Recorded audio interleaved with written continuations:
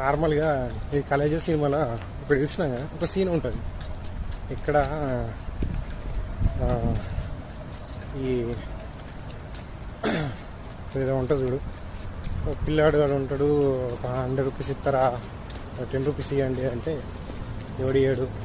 అది మనసులో నేను వానికి 100 తీసుకుని పాల్గొనిస్తా అంటే 500 ఇస్తారు. సో అంటే మనం ఎదుటివాడికి సహాయం చేయాలనే కోరికని దేవుడు ఖచ్చితంగా తీరుస్తాడు. మన మనసులో మంచిగా ఉంటే ఖచ్చితంగా, అంటే మనం ఏదైనా కష్టంలో ఉన్నా కూడా మనకి ఎవరో ఒక సహాయం ఖచ్చితంగా ఇస్తారు. అది మనం మంచిగా ఉండాలి, మన మనసు మంచిగా ఉండాలి, మనం కూడా ఎవరికి అలానే హెల్ప్ చేయాలి. అప్పుడు ఖచ్చితంగా నువ్వు ఉన్న కష్టాల్లో, నీ బాధల్లో ఏదో రోజు ఎవరో ఎక్కడో నీ చుట్టుపక్కల ఉన్న వాళ్ళు దేవుడే వాళ్ళు పంపించి ఆ బాధనో కష్టంలో తీరుస్తారు గ్యారంటీ.